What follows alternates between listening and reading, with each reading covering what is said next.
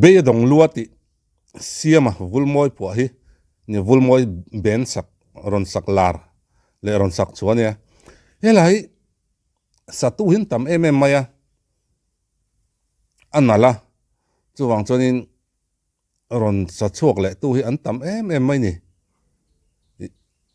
soisian lo khopin an tam tila kan do om lo e helai amak tak tak sa hin tam mai ni han lar vut ni sila ren chuai thei reng lo maya lat lo deuh mai hi ni hei dikin aron sa diki zai mu anuam ta mai engki ma hian mi inzir mi hi awan ni chiang tak ti hi azai le do sana chevel hian atilang chiang ngoi do san ran phi tlak pop pon zuang thatum trok a puitling ban trok thei vel rang zai le thei zel maya fakom poi fakom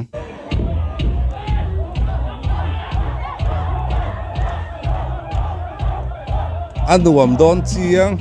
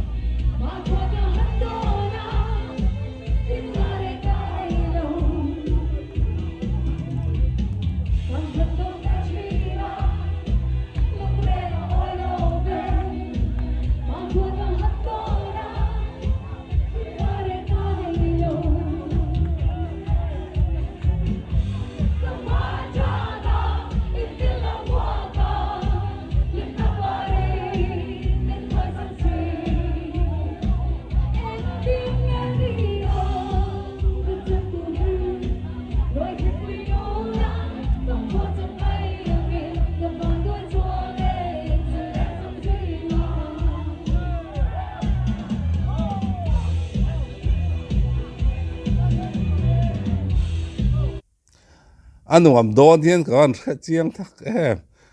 mai pa an khi no pang thain rilei le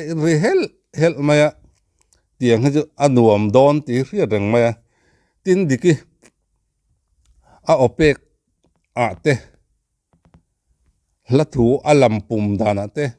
ei senten pum dan hi zaya chana poimo a chunga te tin hei lasang a han nor lai anga te hian ma ason zia te angai thak nom to tak zia te hi thin lunga hian ari tluk mai ka ti thina na diki zai han en hi chon nia atira zai mi ni lem lo kho khat zai thei pa ngai ni kan zai lar ani ve maya ne thingtang a chonin khotina hian zai thei mla lo kala zai tok vel waime night vela zai tok vel tiang chi hi kan nei veka veng tinin khotinin khatiang ang deuh khadin maya amaro chu nia ti hian albatan aron chem al chawa aron ti chawa huanga zau zela zai alo thei pa ngai ve renga aron zai thei pa ngai ni renga amaro chu tuan chon zai thiam hong chunga a khong lu thei tlat ani diki hi a zai te a o shim hi han ngai to hianin engla po sa se a sa thei tlat to ni tuan chon nal dewin ama ina sa thei lo tin ani loin tu na chon nal dewin a sa thei tlat ani pi pu zai ni pon a sa thei thawa so ta kan unau chim lampang unau te ani pon a sa thei thawa mar lampang unau te ani pon a sa thei thawa asa thei tho han te khan nal moi pa ngain asa thei tlat ani chu zai thiam te kan te na tur quality kan te na tur pakhat man ro pakhat poni ome tin quality nei tha ka te toina atibek beka mi inzir mi le mi inzir pe mi in thuam thape ani hi alang em mai ni amela te avuna ati toy zong ane hen andi vel vek ngai ni dike hi chu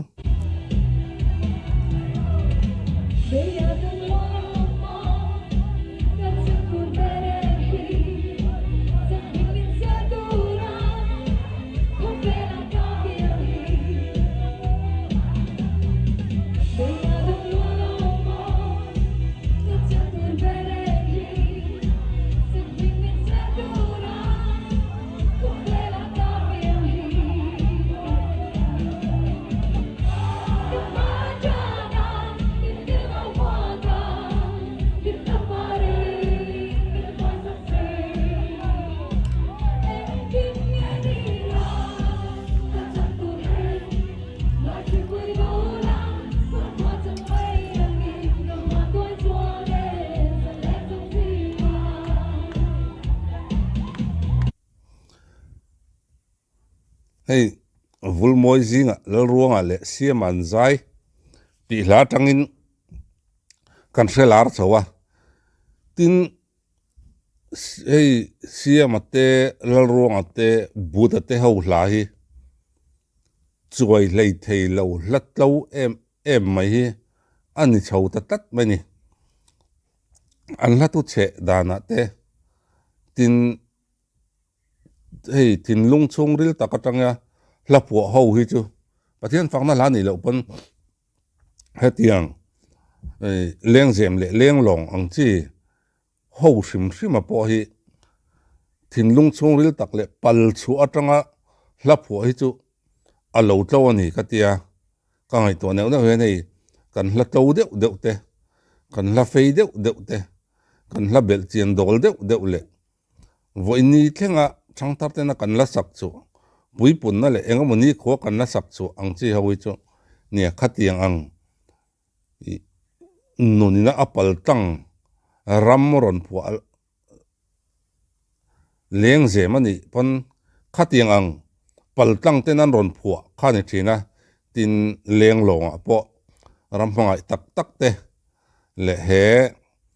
sing nuna lo lung leng em khotlang lung len lo nei thei em te he tiang hawina nun tak atang an ron ti hi chu hlatlo hlamoi hlachul thei lo hlachoi thei lo hi ani chho zel maya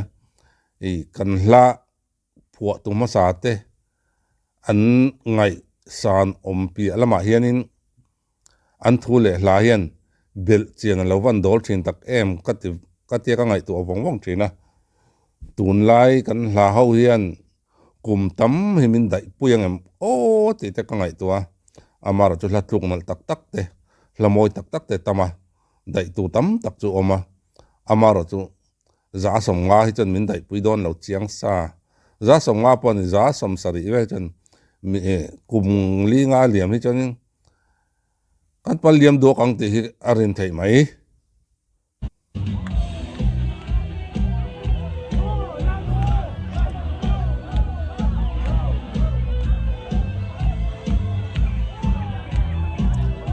min tam mep ve khoi la nge mun le an nom hel sin lal mual han ti do san chung a chan